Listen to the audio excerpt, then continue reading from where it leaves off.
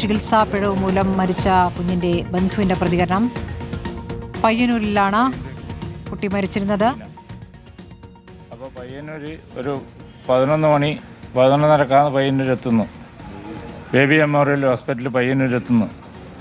അവിടെ എത്തി അവിടെ കുട്ടികളെ അവർ നോക്കിയിട്ട് അവിടെ ഇരിക്കാൻ പറഞ്ഞു, വെയിറ്റ് ചെയ്യാൻ പറഞ്ഞു.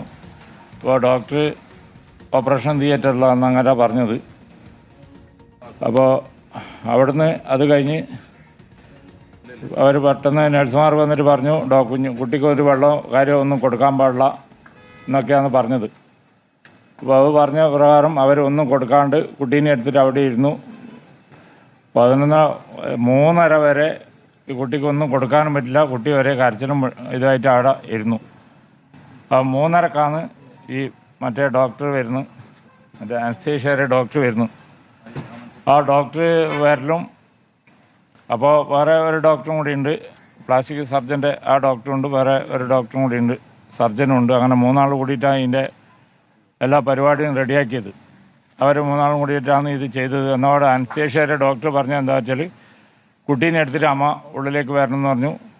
ഉള്ളിലേക്ക് കയറി മടിയിൽ കിടത്താൻ പറഞ്ഞു. മടിയിൽ കിടത്തിയ ഉടനെ തന്നെ കുട്ടീരെ അടുത്ത ഭാഗത്തെ കൈക്കാന്ന് പെട്ടെന്നൊരു ഇഞ്ചക്ഷൻ അങ്ങ് കൊടുത്തത്. ഇഞ്ചക്ഷൻ കൊടുത്ത ഉടനെ കുഞ്ഞി കണ്ണും മേലോട്ടാക്കിയിട്ട് ആ ബോധം ആ സമയത്ത് തന്നെ പോയിനി.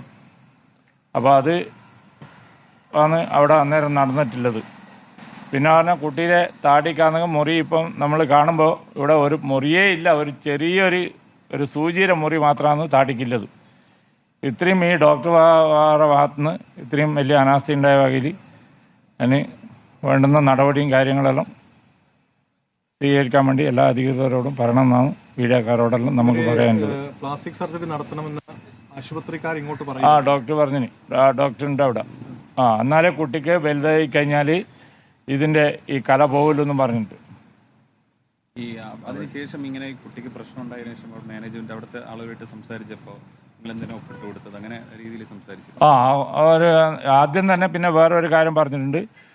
ഈ ഡോക്ടർ പറഞ്ഞ ഈ തുന്നേണ്ട ഡോക്ടർ പറഞ്ഞതെന്ന് പറഞ്ഞാൽ, ഞാൻ അങ്ങോട്ട് വരണമെങ്കിൽ 18,000 രൂപ എൻ്റെ ഫീസാവുന്നതെന്ന് പറഞ്ഞത്. ഈ 2 സ്റ്റിച്ചിടാൻ വേണ്ടിയിട്ട് 18,000 രൂപ ഫീസാവുന്നതെന്ന് എൻ്റെ മരുവൻ ഈ കുഞ്ഞിൻ്റെ അച്ഛനോട് പറഞ്ഞത്. എന്നപാട് ഓൻ ചോദിച്ചു, ഓൻ പുറനാട്ടിലായതുകൊണ്ട് ഓൻ ഈ കുറച്ച് ഭാഷയിൽ ചെറിയ പ്രശ്നമുണ്ട്, മലയാളമെല്ലാം അറിയാമെങ്കിലും ഓനിങ്ങനെ പറയും പിടിക്കെല്ലാം ചെയ്യും. അപ്പോൾ ഓൻ ചോദിച്ചത്, എൻ്റെ കുഞ്ഞാ വലുതോ നിങ്ങളെ പണാ വലുതോ എന്ന് ഓൻ എന്നോട് ചോദിച്ചേ. പിന്നെ ഈ സംഭവിച്ചവിടെ അവൻ അവിടുന്ന് പറഞ്ഞു, ഞാൻ എന്തെങ്കിലും എൻ്റെ കുഞ്ഞിക്ക് സംഭവിച്ചിട്ടുണ്ടെങ്കിൽ ഞാൻ ഇപ്പോൾ കണ്ണൂർ തിരിച്ചു ഇവിടെ വരുമെന്നും പറഞ്ഞിട്ടാന്ന് പറഞ്ഞായിരുന്നു വിട്ട്. ഈ അനസ്തീഷ്യ കൊടുക്കുന്നതിന് മുന്നേ രക്ഷിതാക്കളോട് പറഞ്ഞിരുന്നു എന്തെങ്കിലും ആഫ്റ്റർ എഫക്ട്സ് ഒന്നും ചോദിച്ചില്ല. ഇവർ ഒന്നും വെള്ളം കൊടുക്കാൻ പാടില്ല, ഒന്നും കൊടുക്കാൻ പാടില്ല എന്ന് മാത്രമേ പറഞ്ഞുള്ളൂ. അവർ പണം മാത്രം അവരുടെ ലക്ഷ്യം, വേറെ ഒന്നുമല്ല അവർ ചെയ്തു. കുഞ്ഞിനെ മയക്കിയിട്ടാണ് സ്റ്റിച്ച് ചെയ്യാൻ പോകുന്നത്, അതിനെ കുറിച്ചൊന്നും പറഞ്ഞിട്ടില്ല. അല്ല, ഇത് കൊടുക്കുന്നുണ്ട് പറഞ്ഞു. കൊടുക്കുന്നുണ്ടെന്നേ പറഞ്ഞിട്ടു. വേറെ കുട്ടീനെ പറ്റി ഒന്നും അന്വേഷിച്ചിട്ടില്ല. ഇവര് ചോദിച്ചിട്ടില്ല. അവരൊന്നും ഇവര് പറഞ്ഞു ഇവര് പറഞ്ഞു ബേബിയാണ്. അപ്പൊ അറ്റ്ലീസ്റ്റ് ഒരു 3